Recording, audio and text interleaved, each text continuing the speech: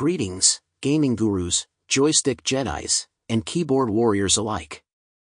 Welcome back to our beloved veteran game channel, where we dissect, reminisce, and sometimes even mourn the trials and tribulations of the gaming universe.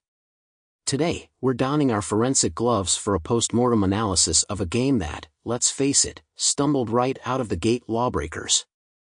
LawBreakers was a multiplayer first-person shooter game developed by Boss Key Productions and published by Nexon. It was released in August 2017 and was intended to compete with the heavy hitters of the arena shooter genre. However, the game was met with a lukewarm reception and ended up being less of a trailblazer and more of a tumbleweed.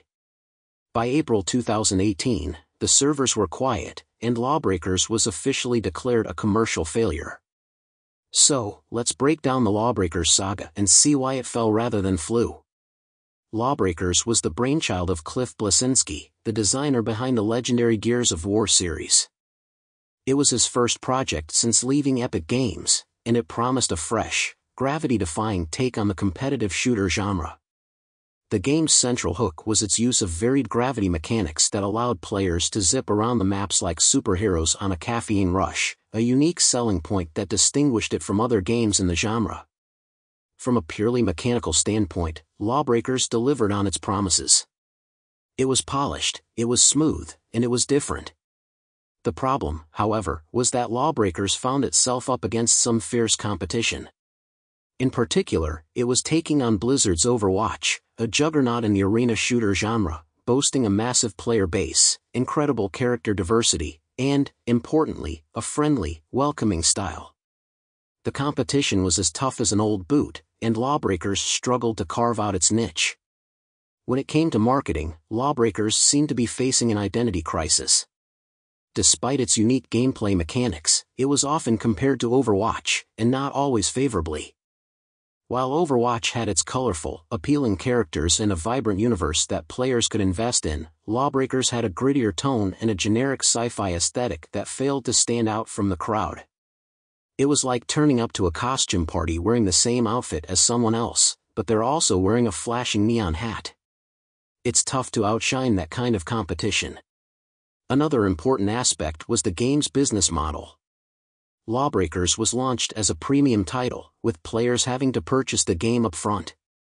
Contrast this with the then-emerging trend of successful free-to-play models with cosmetic microtransactions, and LawBreakers seemed a tad out of touch.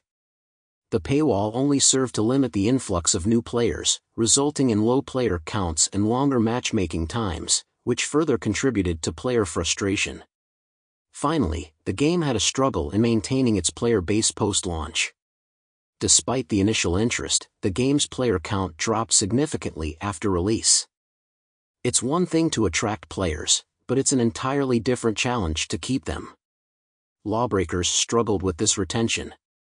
The competitive gaming scene is fiercely loyal and, once a game loses momentum, it can be nearly impossible to bring players back. So, in conclusion, LawBreakers was a bold experiment that unfortunately fell short of its aspirations.